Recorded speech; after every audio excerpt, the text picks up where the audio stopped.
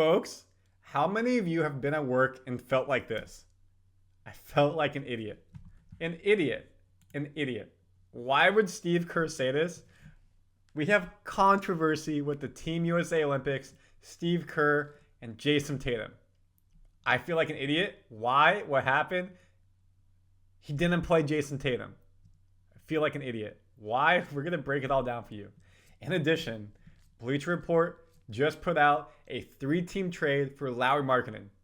Jazz, Kings, Warriors.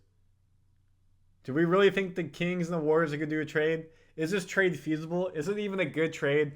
We're going to break it all down for you on this episode of Warriors Digest. If you're watching this on Monday morning, happy Monday morning. Whenever you're watching it, thank you for being here. I don't feel like an idiot. You're not an idiot. You're making good use of your time, as these fans are as well. I see you need 15 subscribers. I just subscribed, comment, and like. Thank you so much, Charles. It means the world to me. He's talking about getting us to 5,700. We're now less than 10 away. Please help us get to 5,700 and then 6,000. 300 more after that. Grow Warriors Digest. Raquel, I hope we get Lowry. Steph needs the help. Enjoy all your videos all the way from the Bahamas. Thank you from the Bahamas. Global team, we got your boy Buddy Hield now, and you're going to hear about this trade in Lowry and Steph. And then it's 420 somewhere right now. Good name. I'm not supporting the Olympics this year, so thanks for the breakdown. Another great video. Here's a little bit of the Olympic breakdown here. In addition, of course, what we're going to do is talk about the Jason Tatum, Steve Kerr situation. And if you want more Olympic breakdown, check it out. So let's share my screen. A 3-team trade that sends Lauri Markkanen with Golden State to the Warriors. Is this actually feasible? Well, let's look this up. There's no urgency. We've talked about this. I don't want to rehash everything. August 6th, August 8th, whatever that date is, that's the date that you have to know for Lauri Markkanen, because that's when he gets the extension. Who are the Warriors going to get? Yada, yada, yada. Jazz trying to tank for Cooper Flag, going to Duke. Do we give up Markkanen? Do we give up Kuminga, Podziemski, or Moody draft picks? They want Podziemski. Obviously, we probably don't want to give him up. That's what we're hearing. So what's the trade? You just got caught up if you live under a rock, which I know you don't. Moody, Looney, Santos. Jazz get Herder and Jones from the Kings. Warriors give up a 2025 first rounder, top 5 protection, or else it's unprotected in 2026. The 2026 Hawks second rounder, which we got, not won. The 2027 first round swap via Warriors, top 5 protection, or else it's 2028 Hawks second rounder. A first rounder from the Kings in 2028, a first round swap from the Kings in 2030. This is a haul for the Jazz. Moody, young player. Looney, established player on expiring contract. Gives him flexibility after next season. Santos, young player. Herder, kind of young, mid-20s. Good shooter. Colby Jones, I don't know much about him. But then 1 first rounder, 2 first rounders, 3, 4 potential first rounders. Who do we get? Markkanen, a trade exception for trading away Looney, and a trade exception for Santos. Why? Because we're sending away 3 players and we're only getting 1 back. So then that gives you the ability to use $8 million and the $2 million. You could combine it together to go get somebody else. So we could trade money to then go ahead and bring people back. Kings, why would they do this? Jonathan Kuminga. And then they get a trade exception for Herder and trade exception for Jones. So you're giving up Moody and Kuminga and Looney and Santos, but you're keeping Podziemski. I can't stop saying it now. Podziemski. So who's your team in this case? Who's the team in this case? If we do this really quickly. So in this case, your team is, where is it? Excuse me, I thought I had it ready to go. This will have to be it. Okay. So your starting 5 is Curry, Wiggins, Green, Trayce Jackson-Davis, and Lauri Markkanen. Curry, Wiggins, Green, Trayce Jackson-Davis, Lauri Markkanen. That's a pretty solid starting 5. You lose Moody. You lose Kuminga. I'm pretty sure Brandon goes to the bench. Or you do Curry, Brandon, Markkanen, Trey Jackson-Davis, Draymond, and Wiggins is your 6. One of those 2 combinations. You still have Hield coming off the bench shooting threes. Beekman, two-way player with defense. Melton, backup point guard shooter. Anderson, versatile wing. Santos is gone. Waters, backup shooter as well. And you're going to have 2 open roster spots. So maybe that makes a way for Pat Spencer if you think he's an NBA caliber player. And where are we at? Where is it? And Daquan Plowman. So look at this. You have 1 open spot. Now you're going to lose 3 players. You're going to lose 4 players in Moody, Kuminga, Ludi, and Jonathan Kuminga. And then you get 1 back. So you're going to have 4 open spots. That means you're going to rely on Spencer, Beekman, and Plowden. And you potentially have some space to maybe sign someone. I don't know. That's super deep in the cap. But everything we're hearing from Steve Kerr, we're hearing from Joe Lacob, we're hearing from Mike Dunleavy Jr., they want to keep their young players.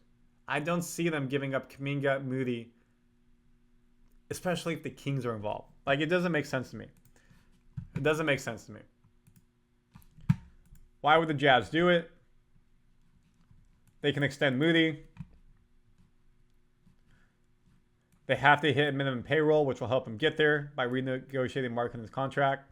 They get young players like Santos and Jones back. Herter an extra year. They probably trade him. Looney expiring, as I said. But without Podziemski, do they actually do it?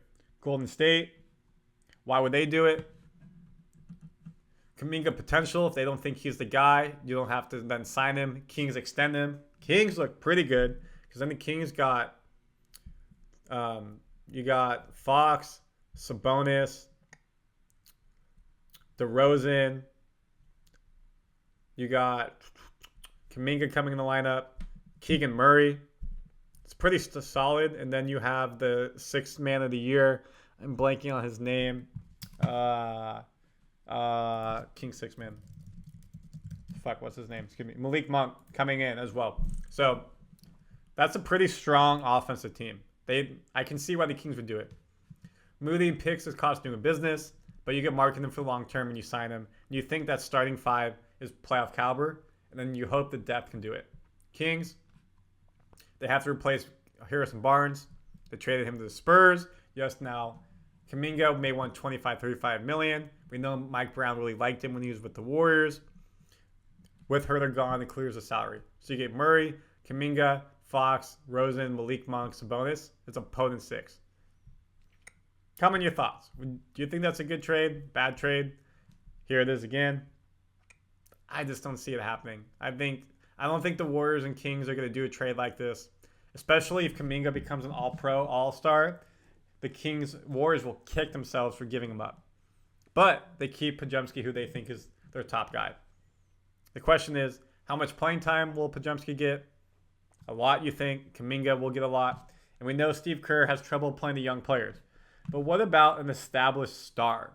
Will he play an established star?